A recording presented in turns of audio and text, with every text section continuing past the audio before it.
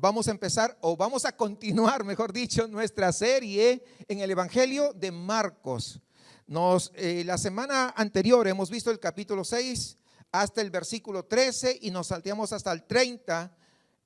Hoy estaremos viendo el capítulo 6, versículo 14 al 29. Recuerden que les he dicho que Marcos tiene un estilo muy peculiar de escribir.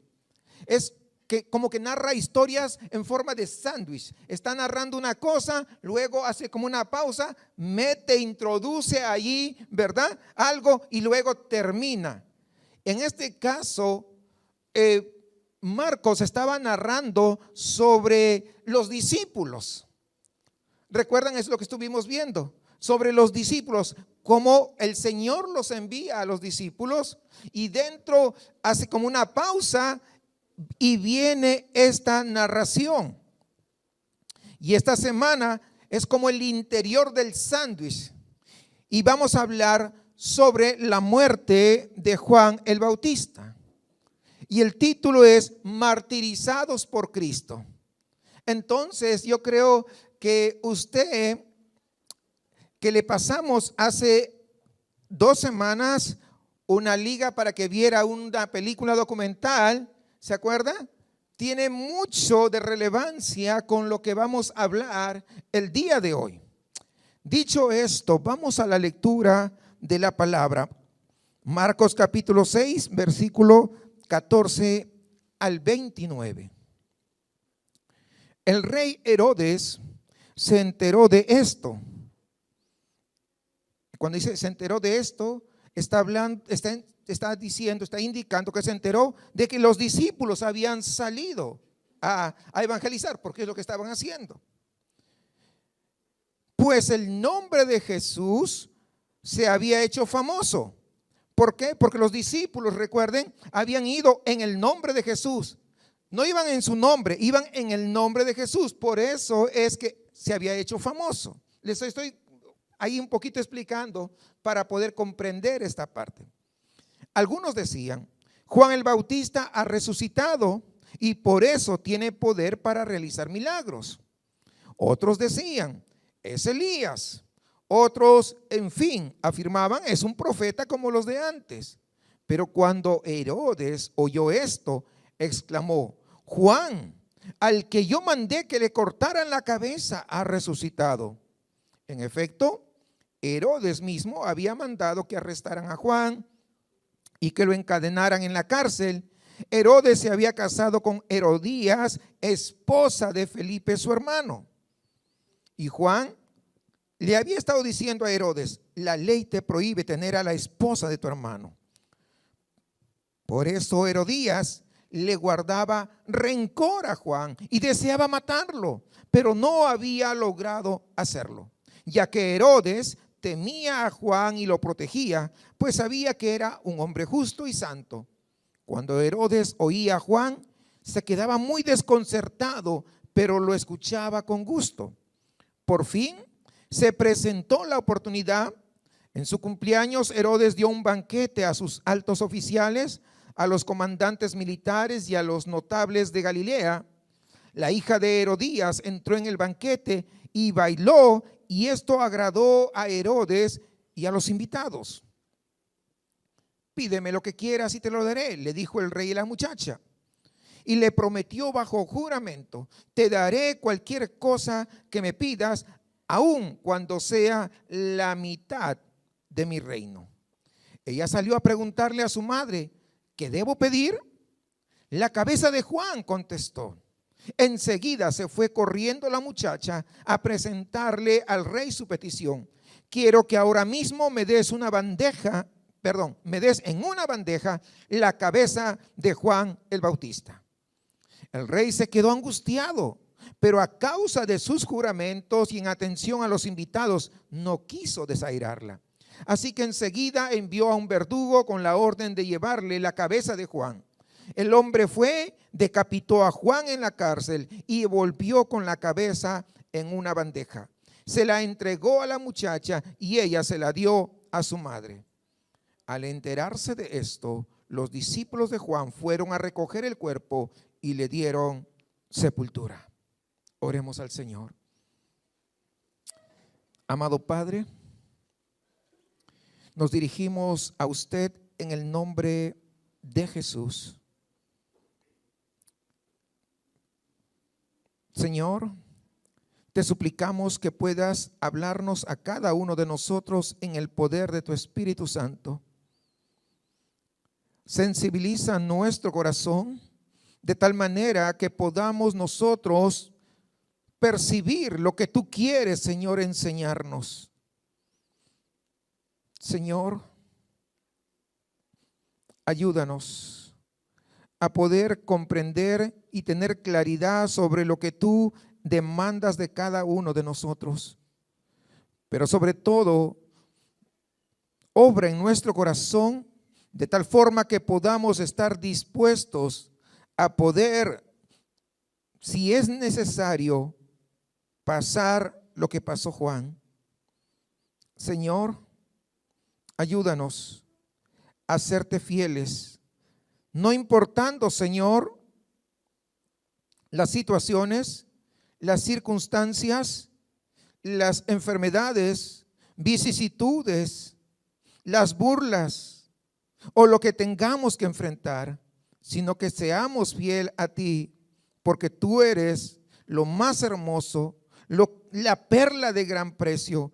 Tú eres maravilloso, tú eres excelso, tú eres digno, Señor, de que podamos entregarnos por completo. Ayúdanos.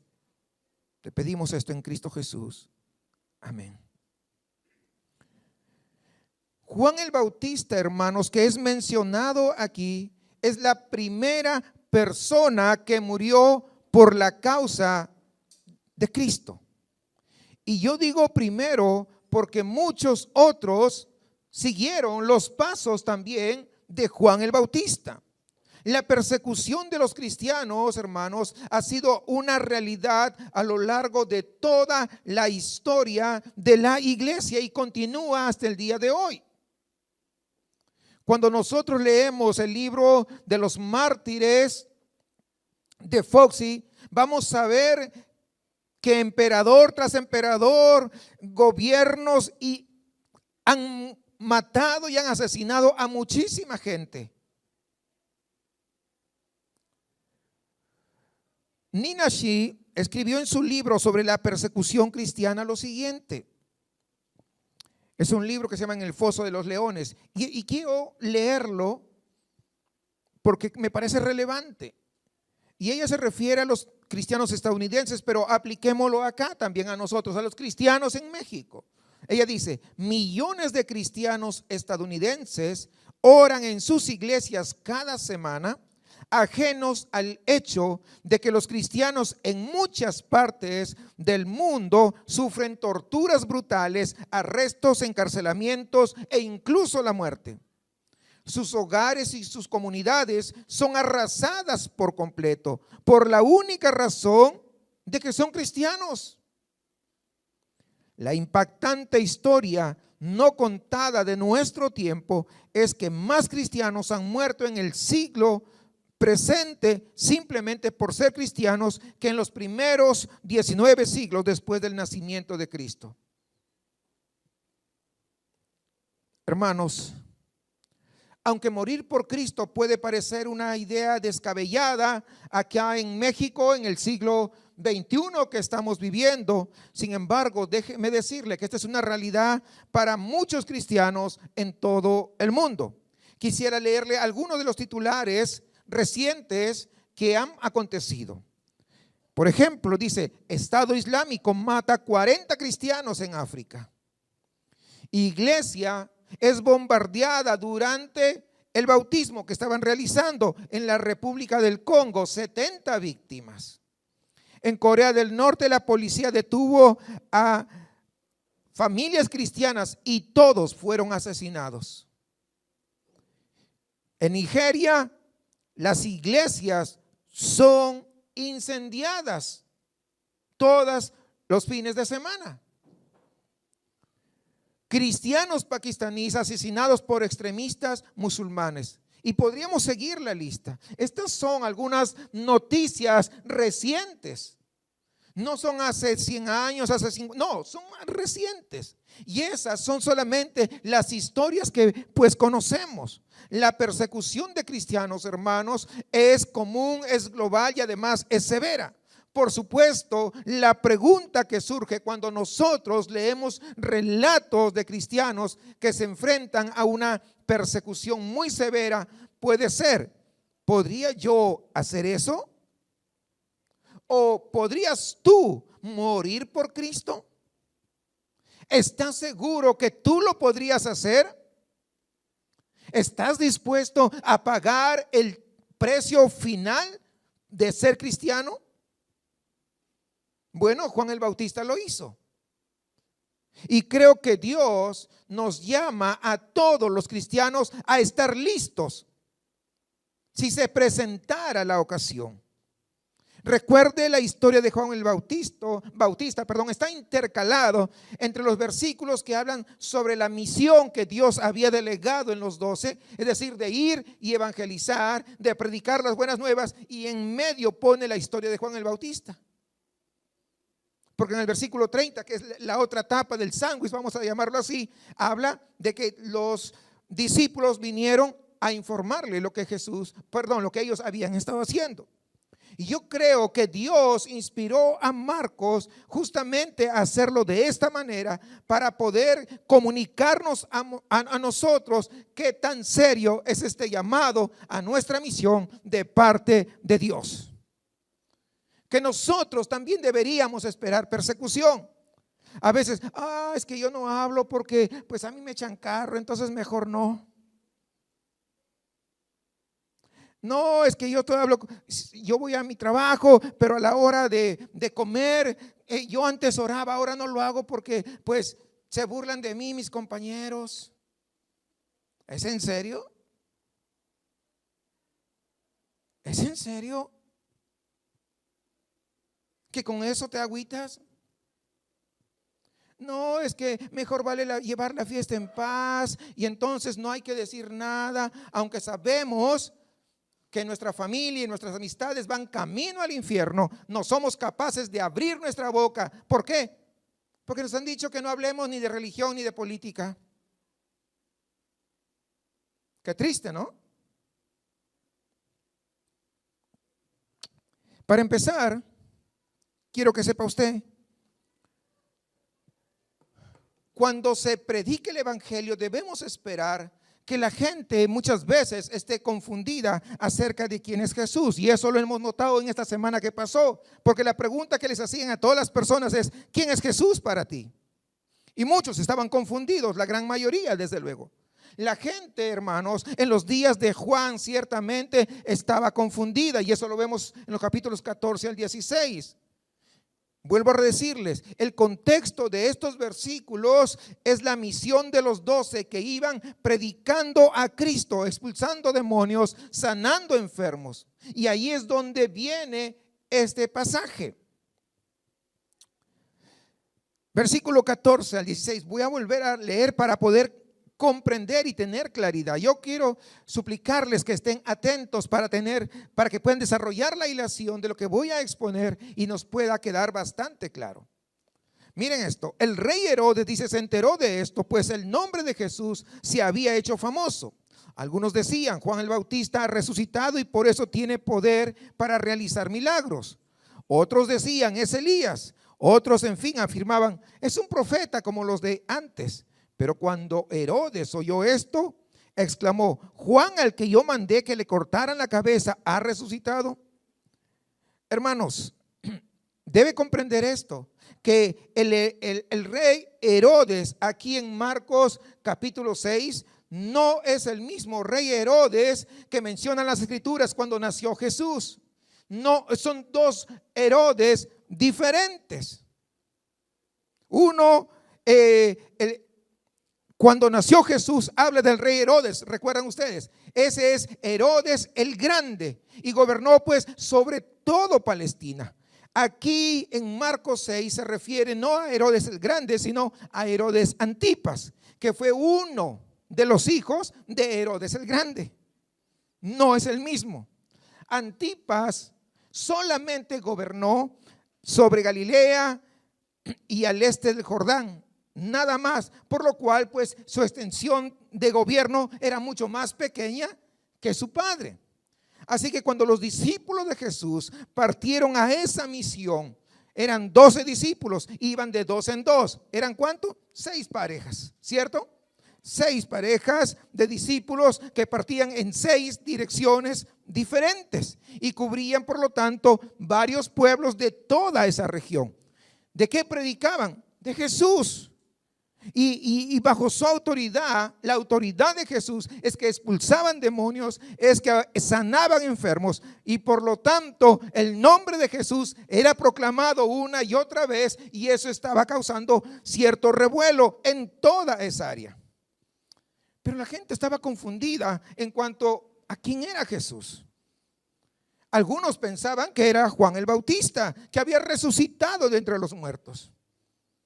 ¿Y por qué pensaban así? Porque Juan el Bautista había tenido un gran impacto en la gente antes que lo arrestaran y que lo mataran. Otros nos dice que pensaban que era Elías.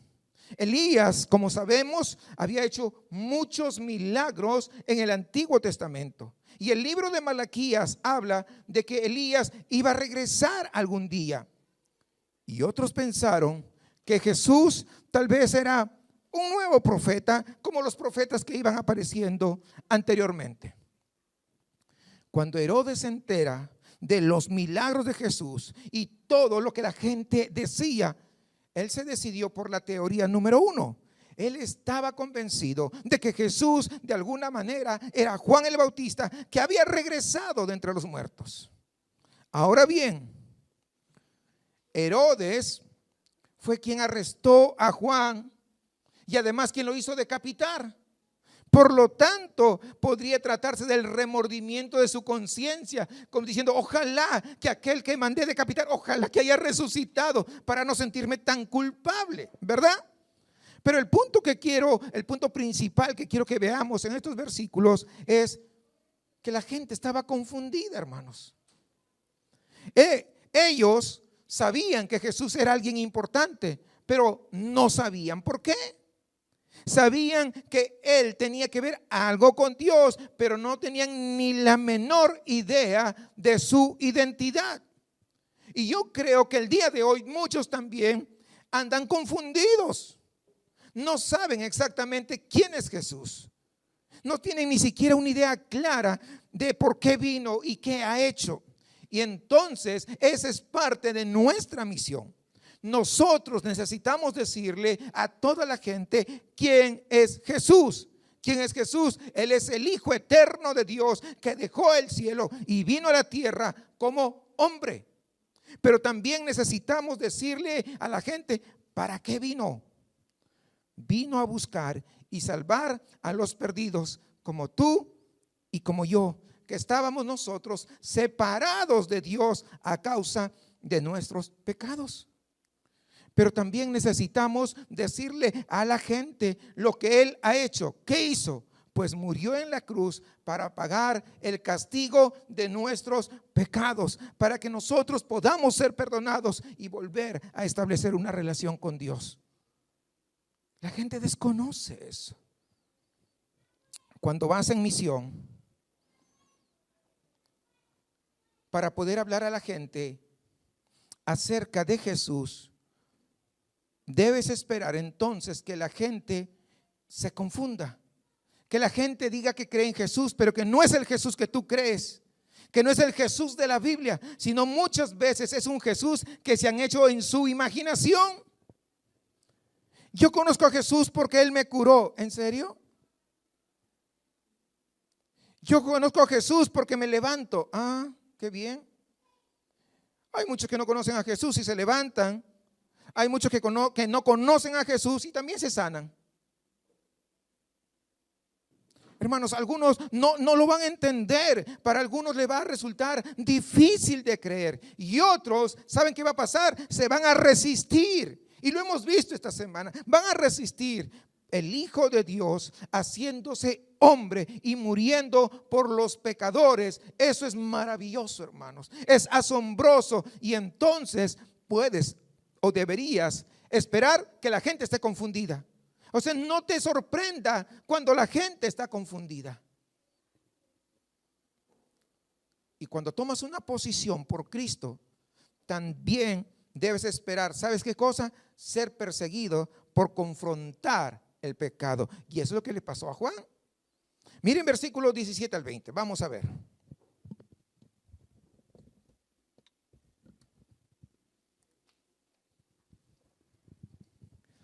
En efecto, Herodes mismo había mandado que arrestaran a Juan y que lo encadenaran en la cárcel.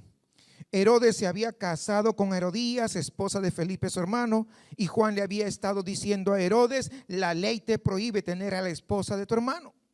Por eso Herodías le guardaba rencor, fíjense bien, rencor a Juan, y deseaba mandarle un ramo de flores, ¿sí?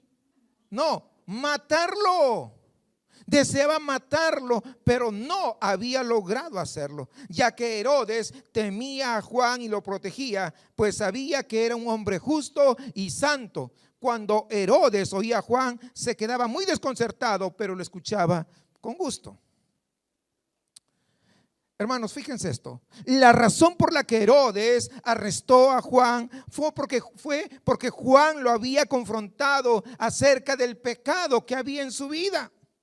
Herodes se había casado con Herodías, que era la esposa de su hermano Felipe. Ahora, fíjate bien. Tú dices: es que mi familia es bien complicada. He escuchado varias veces que dice: mi familia es súper complicada. Y ¿qué pasó? No, pues es que fíjate que mi hermano se casó con mi prima y yo no sé qué cosas han hecho. Mira, yo quiero que entiendas esta complicación de esta familia de acá y que trates de alguna manera de desentrañar las relaciones que habían en el árbol genealógico de Herodes. Vamos por el comienzo.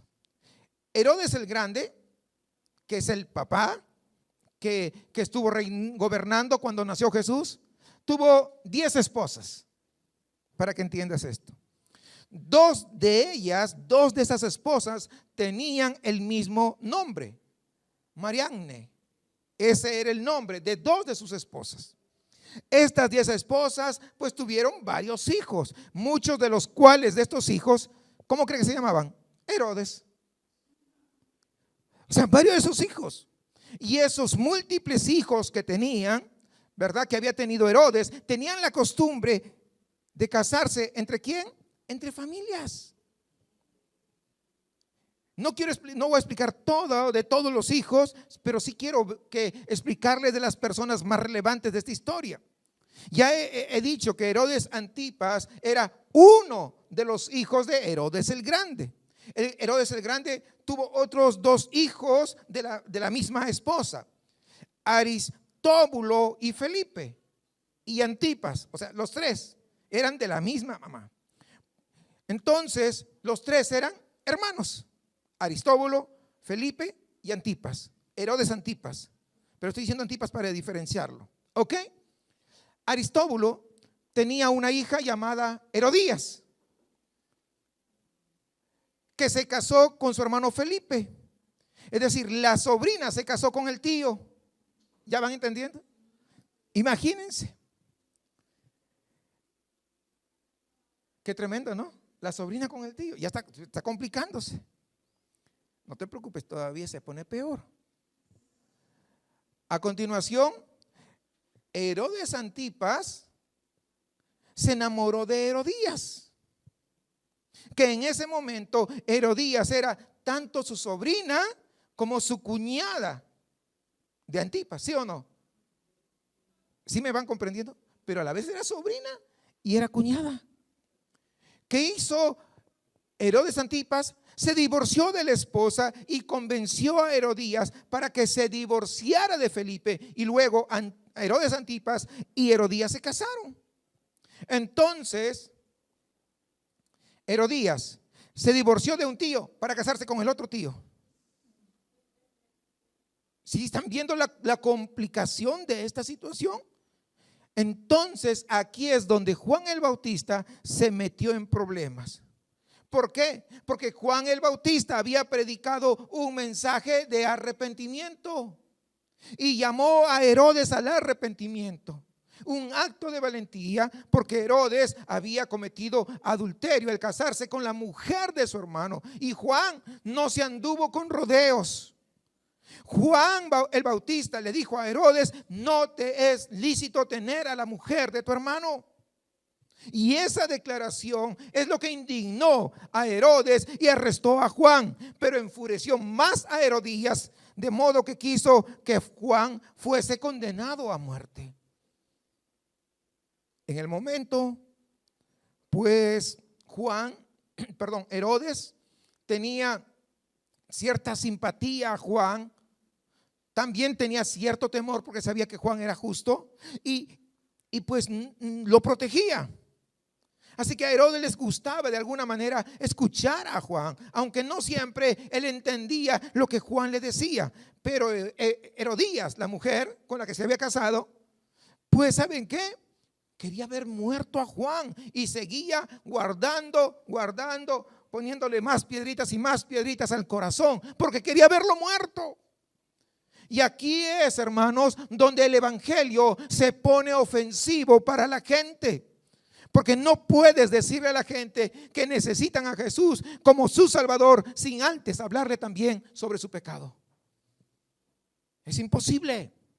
La buena noticia del evangelio es que Jesús murió para poder salvar a pecadores, pero tú no puedes darle las buenas noticias sin decirle también las malas noticias, que son pecadores condenados al infierno, a menos que sean salvos por el Señor. Esa es la mala noticia, que todos somos pecadores. Todos hemos pecado y estamos destituidos de la gloria de Dios. Todos estamos bajo la justa ira de Dios. Y esa es la razón por la que todos necesitamos un gran Salvador. Esa es la razón por la que Jesús vino a este mundo. Ahora bien, no necesitas ser ofensivo al respecto y tener una actitud crítica y comenzar a criticar todas las cosas pecaminosas en la vida de tu familia, tus amigos. No. No necesitas añadirle. El evangelio de por sí ya es ofensivo para muchos. No necesitas añadirle absolutamente nada. Porque si te comportas así, quiero decirte que esa actitud no te va a llevar a ninguna parte. Pero cuando tú tomas una posición por la justicia y comienzas a llamar al pecado, puedes esperar ser perseguido. Le pasó a Juan el Bautista y también te va a pasar a ti. A mí también me pasa, no creas, y mucho. Como cristiano, debes estar dispuesto a pagar el precio más alto por Cristo. Miremos los versículos 21 al 29. Recuerda esto, que Herodías estuvo guardando rencor contra Juan todo este tiempo. No te olvides de esto que estoy diciendo. Versículo 21 al 29 dice: por fin se presentó la oportunidad. Es la razón por la que dice. Porque Herodías quería matarlo, recuerda, pero no había oportunidad. Pero por eso dice: por fin se presentó la oportunidad. En su cumpleaños, Herodes dio un banquete a sus altos oficiales, a los comandantes militares y a los notables de Galilea. La hija de Herodías, ¿verdad?, entró en el banquete y bailó, y esto agradó a Herodes. Está hablando de Herodes Antipas, no se olviden, y a los invitados. Pídeme lo que quieras y te lo daré, le dijo el rey a la muchacha, y le prometió bajo juramento: te daré cualquier cosa que me pidas, aun cuando sea la mitad de mi reino. Ella salió a preguntarle a su madre: ¿qué debo pedir? La cabeza de Juan, contestó. Enseguida se fue corriendo la muchacha a presentarle al rey su petición. Quiero que ahora mismo me des en una bandeja la cabeza de Juan el Bautista. El rey se quedó angustiado, pero a causa de sus juramentos y en atención a los invitados, no quiso desairarla. Así que enseguida envió a un verdugo con la orden de llevarle la cabeza de Juan. El hombre fue, decapitó a Juan en la cárcel y volvió con la cabeza en una bandeja. Se la entregó a la muchacha y ella se lo dio a su madre. Al enterarse de esto, los discípulos de Juan fueron a recoger el cuerpo y le dieron sepultura. Herodías había estado esperando algo como esto. Era el cumpleaños de Herodes. Él hizo un gran banquete para todos los líderes, para todos los oficiales más importantes. Y la hija de Herodías entra y baila. Y Herodes y sus invitados están contentos y están complacidos con ese baile. Y Herodes le dice a esa muchachita, una adolescente tal vez: pídeme lo que quieras y te lo daré. Esta hija de Herodías era de su anterior matrimonio con Felipe, por si acaso, para aclarar un poquito. Y el nombre de esta muchacha era Salomé. Y solo para mostrar lo complicado que se vuelve todo esto, significa que Salomé era sobrina de Herodes a través de su hermano Felipe, pero al mismo tiempo, si ustedes se dan cuenta, era sobrina, nieta e hijastra a través de su esposa Herodías. ¿Ven lo complicado de toda esta familia? Porque Herodías, recuerden, era sobrina de Herodes Antipas. Salomé era hija, sobrina y nieta de Felipe. Todo una complicación ahí. Y luego Salomé finalmente, ¿saben qué pasó? Se casó con otro hermano de Felipe, con otra madre distinta que había tenido Herodes el Grande. ¿Y saben cómo se llamaba ese otro hermano? También Felipe. Es el Felipe que lo encontramos en Lucas 3. Ya está, algunos están medio confundidos. Pastor, desenredé un poco este asunto, que ya me confundí, no sé por dónde va. Te lo dije, era una familia muy disfuncional. Bueno, Herodes le dice a Salomé: te daré todo lo que tú quieras. Y Salomé, ¿qué hace? Va y consulta con su mamá, y su encantadora madre le dice: pide la cabeza de Juan el Bautista. De tal madre, tal hija. Salomé no pierde tiempo, se apresura, va con su pedido: quiero que me des ahora mismo la cabeza de Juan el Bautista en una bandeja. Inmediatamente Herodes, el rey, se había angustiado por ese pedido. Él no esperaba realmente que le hicieran ese pedido, pero él no tenía nada que hacer. ¿Por qué? Porque él no quería quedar mal delante de todos sus invitados, así que dio la orden y Juan el Bautista fue decapitado. Ahora bien, ¿por qué asesinan a Juan el Bautista? ¿Saben por qué? Porque fue fiel a la proclamación de este mensaje de arrepentimiento, sin importar a quien ofendiera. Y en el mismo plato que una hora antes habían traído montones de carne, los menús más exquisitos, ahora llega la cabeza de un hombre justo como Juan el Bautista. Deja por un momento que tu mente se apodere de esta escena. La hija, es decir, Salomé, que recibió esa bandeja, lleva esa cabeza ensangrentada y le entrega a su madre. Cuando los discípulos se enteraron de esto, vinieron por el cuerpo de Juan y le dieron una sepultura adecuada. ¿Ves? Lo que tú ves aquí es el avance del reino de Dios chocando contra la oscuridad del reino de este mundo. Y esa colisión tuvo lugar en el cuerpo de Juan el Bautista, por predicar el evangelio sin torcerse ni a un lado ni a otro. Juan el Bautista pagó el precio más alto. Juan el Bautista se convirtió en el primero de una larga lista de mártires que han muerto por Cristo a lo largo de toda la historia. Ahora quiero que pienses conmigo en esto. ¿Por qué hay este tipo de pasajes aquí en la Biblia? ¿Qué quiere decir esto para ti o para mí? Y me gustaría que recordaras conmigo por un momento lo que la misma Escritura nos dice, que toda la palabra ha sido escrita para que nosotros seamos completamente equipados para toda buena obra. No es una mera casualidad Este pasaje está escrito no solamente para contarnos historia. Este pasaje está escrito para equiparte y puedas ser lo que Dios te ha llamado a ser. Y para hacer lo que Dios te ha llamado que tú hagas y que yo haga. Es decir, que hay un propósito más grande que solamente verlo como algo histórico. Hay un propósito evangelístico, práctico, pero también para tu vida, para tu corazón. En este hecho que Marcos coloque justamente en el sándwich, en el medio, la historia de Juan el Bautista, entre ir y predicar, y luego la historia de Juan, y luego vemos cómo termina el versículo 30 con los discípulos nuevamente al lado de Jesús. ¿Por qué Juan lo puso así? ¿Por qué el Espíritu Santo, verdad?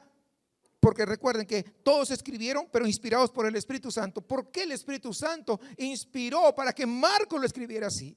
Bueno, permíteme sugerir algunas cosas que deberíamos considerar nosotros.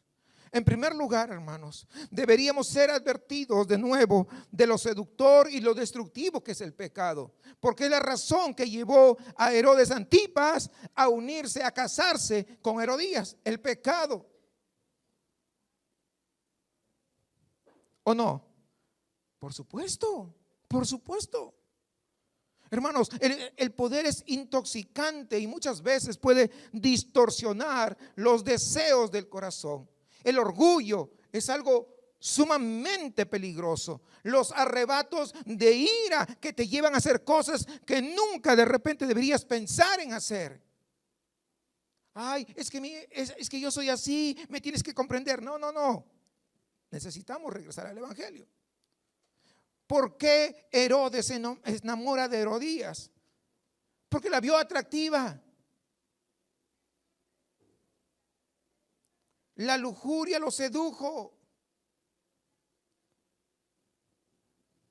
Escucha, el pecado nunca, jamás te va a llevar en una buena dirección. El pecado jamás va a resultar en cosas buenas. El pecado nunca tiene una buena cosecha, entiéndelo. Nunca, nunca, nunca. No importa cómo te llames, nunca.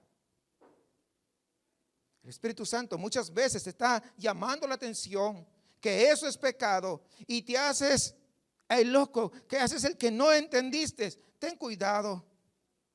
Más vale que escuches. ¿Sabes por qué? Porque el pecado siempre te lleva a la destrucción. Siempre te lleva a la muerte. No deberías de jugar con él. Tú dices, no pasa nada. No, es lo mismo que Satanás le dijo a Eva, no pasa nada. Y pasó. Tal vez tú estés lejos de Herodes o de Herodías, la mujer, pero cada vez, ¿sabes qué? Que tú das un paso a algo que está fuera de los límites de Dios, estás dando un paso camino a la destrucción, camino al peligro. Y yo me temo que estamos tan desgastados por una cultura que ya no toma en serio el pecado. Así que la Biblia vemos que es sorprendentemente honesta. Y hoy domingo 19 de marzo, te lo está poniendo cara a cara para que lo veas otra vez, para que lo recuerdes, para que estés advertido. La segunda cosa que debes recordar es que el Evangelio es una ofensa. El Evangelio te hace pensar en cosas sobre ti mismo que tú muchas veces no quieres pensar. El Evangelio te enseña que la vida no gira en torno a ti, que tú no eres el centro del universo. El centro del universo se llama Jesús. Que tú no tienes derecho a escribir tus propias reglas y a vivir como quieras. De ninguna manera. El Evangelio te pone en un mundo que es gobernado por una autoridad que es el Señor, el Rey de Reyes y Señor de Señores. Y Él ha determinado los límites que tiene su mundo, porque no nos pertenece. Tú no te perteneces, entiéndelo, no te perteneces. Tú le perteneces a alguien mucho más grande, más poderoso, más santo y más justo. Eso es lo que dice el Evangelio. Y el Evangelio te enseña que tu mayor problema en la vida existe dentro de ti y no fuera de ti. Eso es lo que dice el Evangelio, que tú tienes algo dentro de ti, aparte de la gracia, que es destructivo y que te va a llevar a la muerte. Y eso que tienes dentro de ti se llama pecado. Y que necesitas justamente a un Salvador. Y el Evangelio te enseña que tú no puedes hacer nada al respecto, aparte del rescate personal de la gracia de nuestro Señor Jesucristo. Este es un mensaje duro, lo sé, pero es la verdad.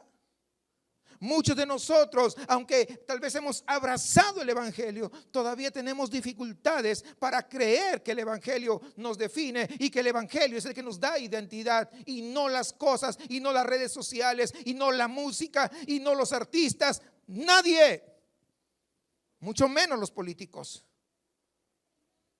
A menudo, cuando alguien comienza a señalar una debilidad y un fracaso en tu vida, ¿será que dices tú a esa persona: gracias, hermano, hermana, porque soy un pecador, necesito que me lo recuerdes una vez, muchas gracias por hacérmelo recordar? O tal vez dices: qué dulces personas que hay a mi alrededor, qué dulces personas que hay en mi vida, que me recuerdan mi pecado y que me llevan a la cruz. ¿Será que a menudo esa es tu respuesta? O muchas veces hasta te portas sarcástico con ello. Cuidado con tu pecado.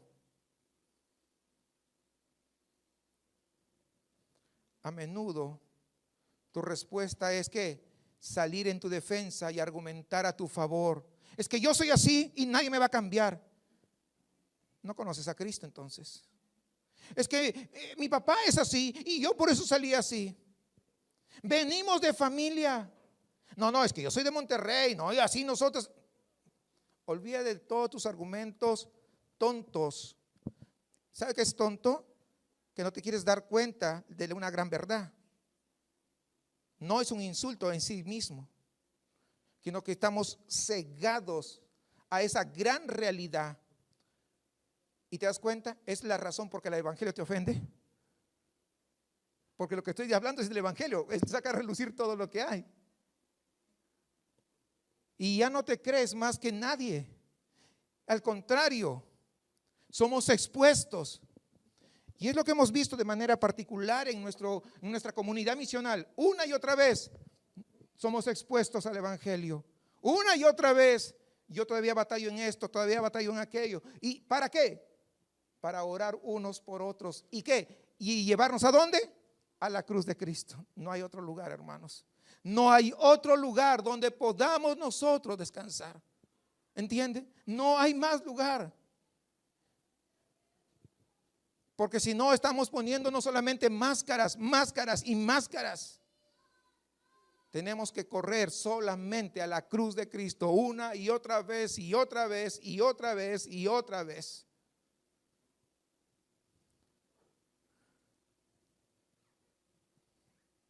El Evangelio es ofensivo, si te das cuenta, por sí mismo. Escucha esto. Solamente, hermano, necesitamos de la gracia de Dios. Tanto hoy día como el día en que tú creíste por primera vez, sigues necesitando la misma gracia. ¿Por qué? Te lo digo, porque todavía eres un peligro para ti mismo. ¿Sí me entiende esto? Tú mismo eres un peligro para ti mismo.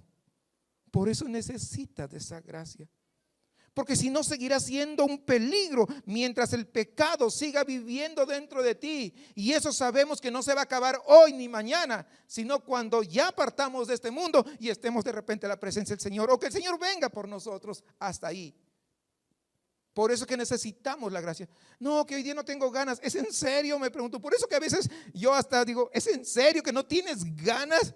¿No sabes la gracia que necesitas todos los días?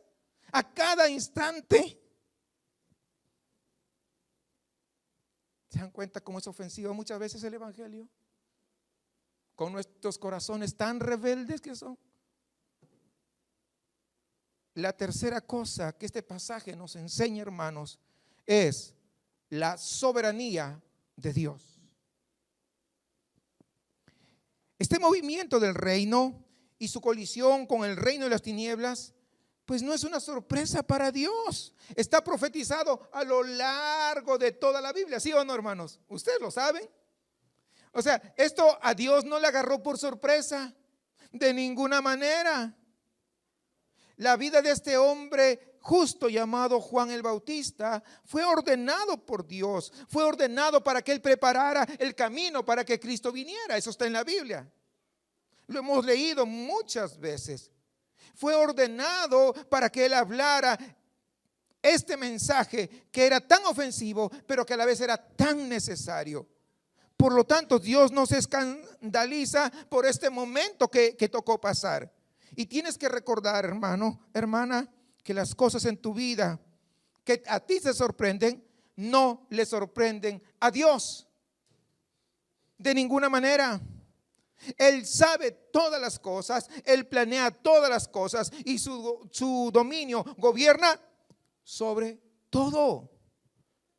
Y tú te sorprendes. ¿Sabes por qué te sorprendes? Porque tú no eres soberano. Esa es la razón. Él es soberano. Hay una cuarta cosa que quiero extraer de este pasaje que vimos el día de hoy. Y se trata sobre el plan inquebrantable de la redención. Es decir, que nadie puede arruinar el plan que Dios ha establecido para redimir a las personas. Que el reino de Dios no se frustrará. No, hoy día no tengo ganas de ir a la iglesia. Y Dios dice, ay, ahora va a frustrar mi plan si no va Perico de los Palotes el día de hoy a la iglesia. Oh, no va a cantar Mariquita el día. Oh, no, me siento tan mal. Ay, qué desesperación. No, hermanos, Dios no viene con esas cosas.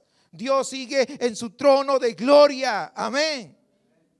Y todos lo están alabando y adorando en su presencia las 24 horas y no hay descanso. Alabando y adorando, exaltándole a Él. El reino de Dios no se frustra y es algo asombroso ante la muerte de este hombre. ¿Saben qué sucede? ¿Sabe qué pasa cuando muere Juan el Bautista? El reino comienza a explosionar. Y va por un lado y va por otro lado y se extiende y se extiende y se extiende y se extiende. Es así como funciona Dios. Es así como es su voluntad se va a hacer. No importa quién se oponga. Y siempre que tú te entregues a la obra del reino, por inútil que parezca el momento, por inútil que parezca las horas o el día que tú te has entregado, saben que algo es verdadero. Lo que tú has hecho tendrá éxito en las manos del Señor.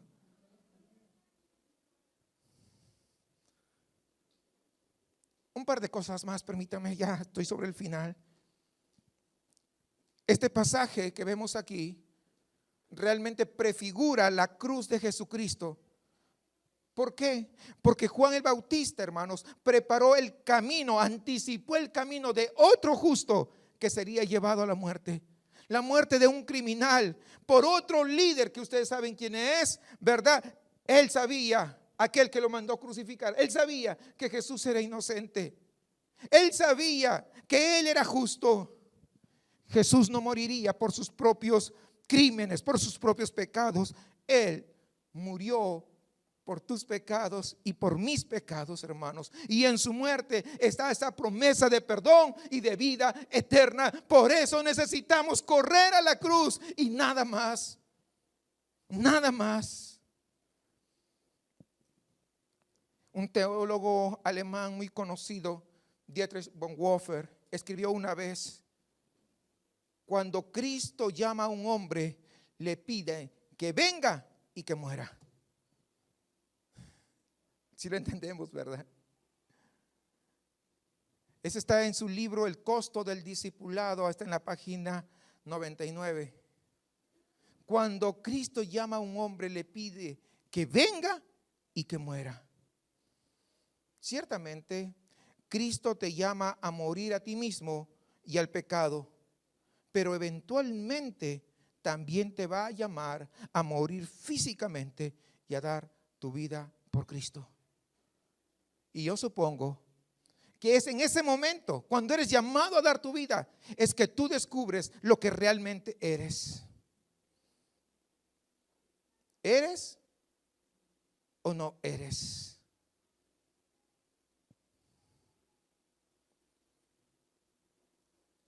Quiero contarles una historia verdadera.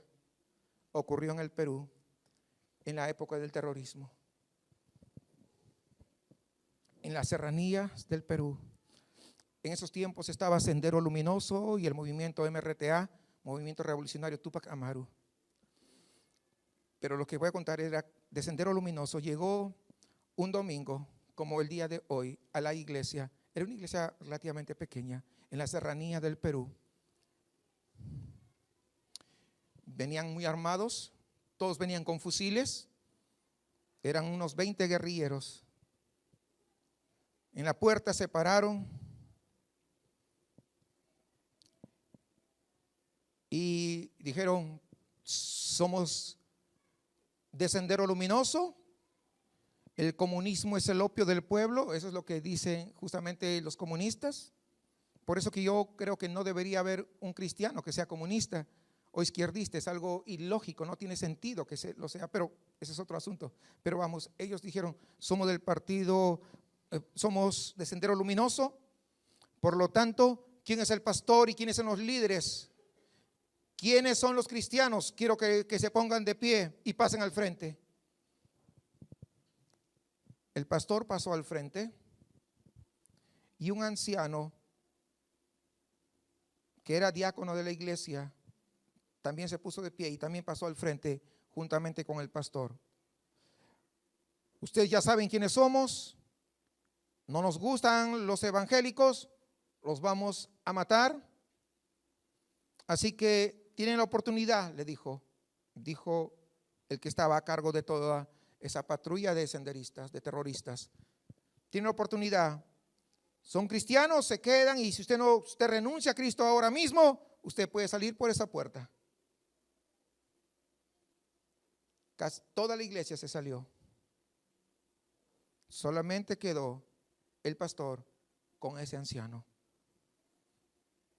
Aquí habían unos 5 terroristas, estaban todos muy armados, llevan hasta granadas de guerra, más los fusiles y todo.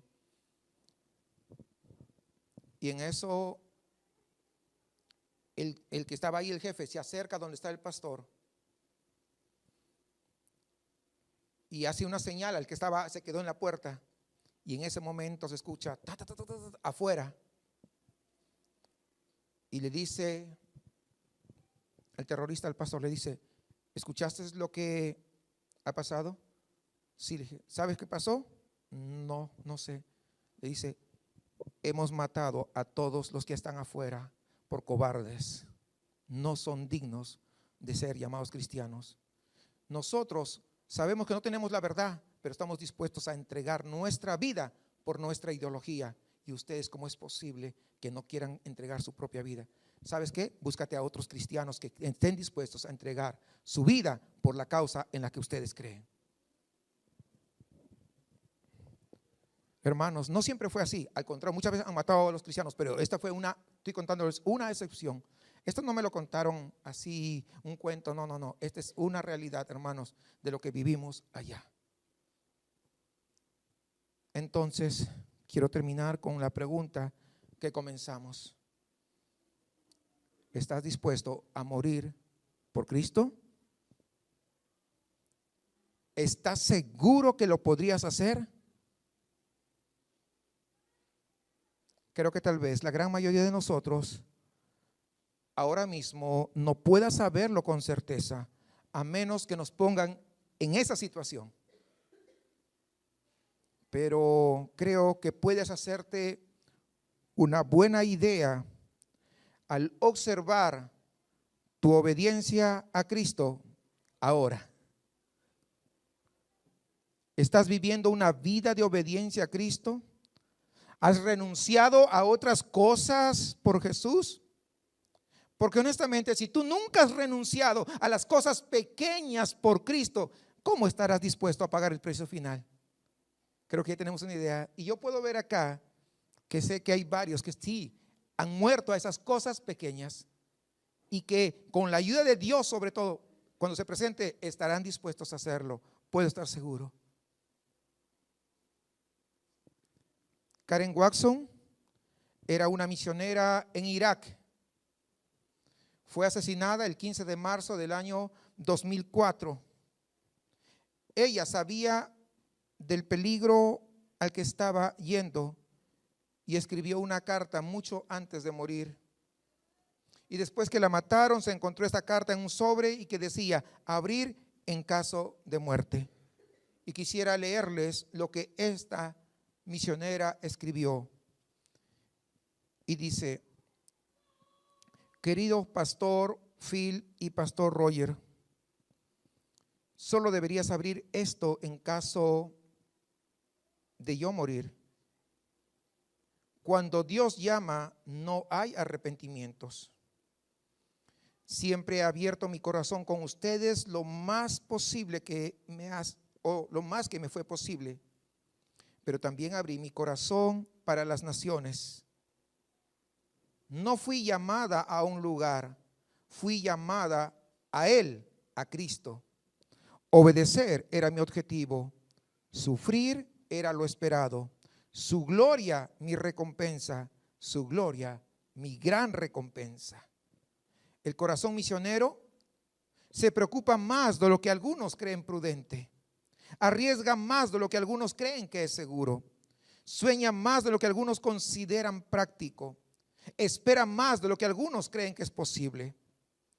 No fui llamada a la comodidad ni al éxito, sino a la obediencia. Y no hay alegría más grande fuera de conocer a Jesús y servirle. Esa es la carta que dejó escrita.